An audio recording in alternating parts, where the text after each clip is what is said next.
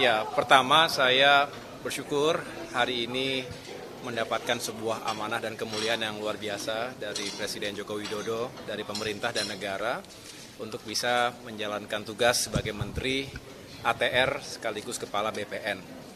Ini merupakan sebuah tanggung jawab yang insya Allah saya akan jalankan sekuat tenaga, walaupun kami juga menyadari ini adalah masa-masa yang tidak panjang, 8 bulan kurang lebih, tetapi saya selalu meyakini dalam waktu berapapun kita bisa berbuat yang terbaik untuk masyarakat dan juga negara. Saya mengucapkan selamat tentunya kepada Bapak Hadi Cahyanto sebagai Menko Polhukam yang baru, sekaligus saya mengucapkan banyak terima kasih karena tadi malam, walaupun ini serba mendadak, kalau boleh sedikit saya cerita, jadi Senin malam itu saya baru mendapatkan telepon dari Mensesnek Pak Pratik, hanya bertanya apakah ada di Jakarta, dan beliau kemudian menyampaikan saya diterima oleh Pak Presiden Jokowi di Istana Merdeka kemarin Selasa jam 8. Saya tidak tahu agendanya apa ketika itu, tapi saya datang tentunya dan disitulah beliau meminta saya untuk bergabung di kabinet. Lalu juga menyampaikan bahwa hari ini akan dilakukan pelantikan. Oleh karena itu yang saya lakukan tentunya saya mengucapkan terima kasih dan segera menghadap Pak Prabowo Subianto juga, bagaimanapun beliau adalah pemimpin koalisi Indonesia Maju ke depan, untuk mendapatkan blessing juga, restu juga. Dan setelah itu saya menghadap Pak Hadi karena beliau yang selama ini luar biasa telah menangani berbagai isu, persoalan yang mendesak di bidang ATR dan BPN, dan di antara itu semua termasuk tadi Pak Presiden Jokowi menyampaikan 3 hal yang tadi sudah beliau sampaikan juga, ada beberapa prioritas, tetapi tentunya saya ingin meyakinkan 8 bulan ini bisa dituntaskan mudah-mudahan dengan segala daya upaya. Di antaranya untuk secara masif tadi sertifikasi elektronik ini yang bisa menjadi solusi terhadap berbagai persoalan termasuk ketumpang tindihan dan permainan dari mafia tanah, dan juga ini tentu masalah keadilan. Masalah keadilan bukan hanya masalah bagi-bagi sertifikat, tetapi ini masalah keadilan yang sangat fundamental, dan kita tentunya juga punya tujuan kalau apa yang dilakukan oleh Pak Hadi selama ini, ATR dan BPN ini bisa menghadirkan kepastian hukum, khususnya untuk tata ruang, lokasi, dan tanah yang akan digunakan sebagai tempat membangun berbagai infrastruktur di skala strategis nasional maupun lokal, maka investasi akan bergerak. Dan ini sebuah confidence yang harus kita tumbuhkan di dalam maupun dari luar negeri. Kalau investasi bergerak, tentu akan menghadirkan pertumbuhan ekonomi. Ekonomi rakyat akan bergerak, membuka lapangan pekerjaan, meningkatkan penghasilan, dan pada akhirnya masyarakat akan lebih sejahtera. Jadi banyak hal, termasuk juga tadi ada target yang disampaikan oleh beliau, mengejar hingga tuntas 120 juta bidang PTSL yang mudah-mudahan juga bisa kita kelola, dan tentunya kita meyakinkan agar isu lingkungan hidup juga bisa menjadi prioritas utama. Oleh karena itu kami akan melakukan komunikasi dan koordinasi dengan berbagai lembaga dan kementerian yang terkait, dan tentunya tadi malam saya sudah matur Pak Hadi, walaupun nanti beliau sebagai Menko Polhukam, berkenan nggak tetap saya ganggu untuk saya minta pandangan-pandangan dan juga masukan-masukan ya, karena ini kerja yang besar dan tentunya membutuhkan berbagai masukan, termasuk dari para ahli dan dari para akademisi. Demikian. Pesan dari Pak SBY ada nggak, Mas? Pesan dari Pak SBY terkait penunjukan ini? Beliau tentunya juga bersyukur karena ini juga menjadi sebuah momentum Partai Demokrat kembali ke pemerintahan. Banyak yang mungkin belum menyadari bahwa Demokrat selama 9 tahun 4 bulan berada di luar pemerintahan, dan ini sebuah momentum yang sangat bersejarah karena alhamdulillah apa yang kami perjuangkan juga selama ini bisa lebih direalisasikan jika Demokrat bergabung dengan pemerintahan secara langsung, karena kebijakan itu di tangan eksekutif.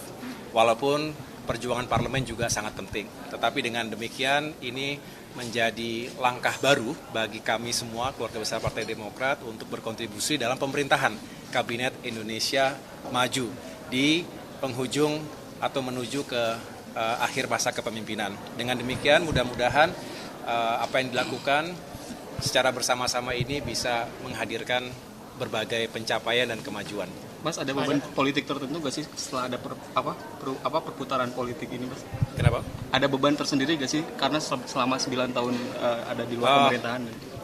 Tidak secara khusus. Yang jelas memang perlu adaptasi. Yang jelas kalau ditanya keluarga besar Demokrat sangat senang karena bagaimanapun memang tujuan utama dari politik, termasuk partai politik, adalah bisa berkontribusi seluas-luasnya melalui jalur pemerintahan, eksekutif maupun legislatif. Tapi insya Allah bisa kita jalankan dengan baik. Masuknya Mas Ahaye ke dalam koalisi ini apakah mempengaruhi sikap Demokrat juga di DPR, khususnya terkait dengan interpelasi pemilu? Oh, tentu kami selalu bijak menggunakan suara kami di parlemen, formal maupun informal.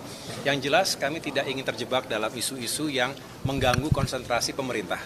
Demokrat hari ini bersama pemerintah, ada dalam pemerintah.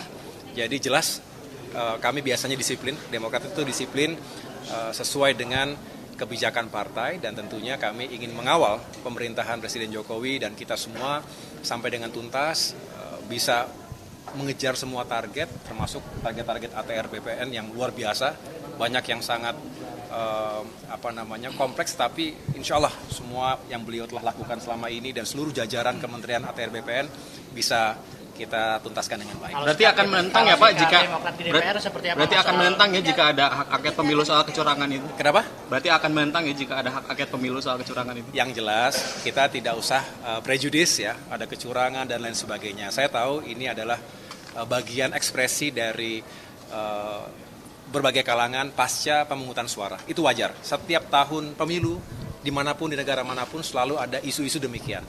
Tetapi saya punya keyakinan walaupun sekarang masih penghitungan sementara, tetapi yang jelas sudah bisa terbaca siapa yang menjadi pemenang pemilu.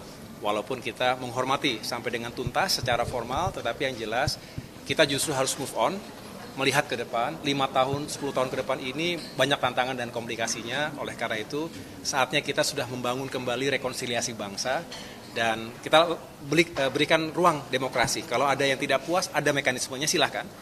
Itu hak warga negara, hak partai politik, tapi juga saya tidak ingin terjebak kita terlalu carut-marut dalam isu-isu semacam itu karena masih banyak pekerjaan rumah yang harus kita selesaikan. Mas, soal PDIP menolak hasil Sirekap ke usah Mas ya. Terkait pemilu kan banyak tudingan itu dengan kecurangan Pak. Terkait pemilu kan banyak itu dengan kecurangan Pak, gimana sikapnya bukan gitu Pak? Ya, ini ya.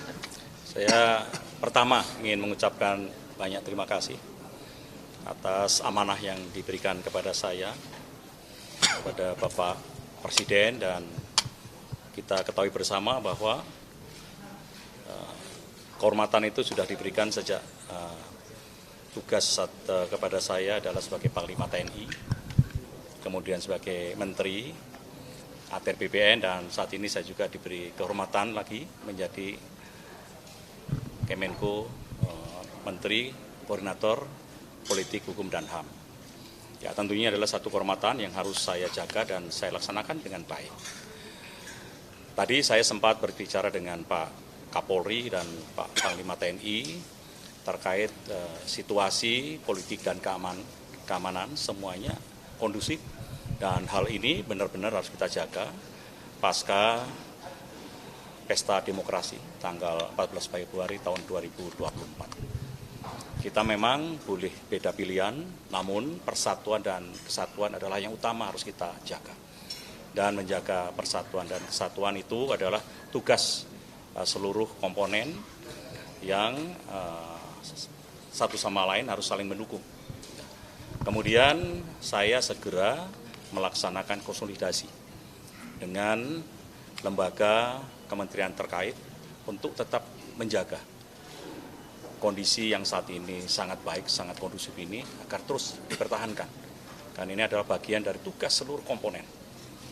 TNI dan Polri menjadi garda terdepan dalam menjaga keutuhan NKRI, dan ini tentunya terus akan saya jaga bersama-sama, koordinasi bersama-sama dengan Panglima TNI maupun Kapolri.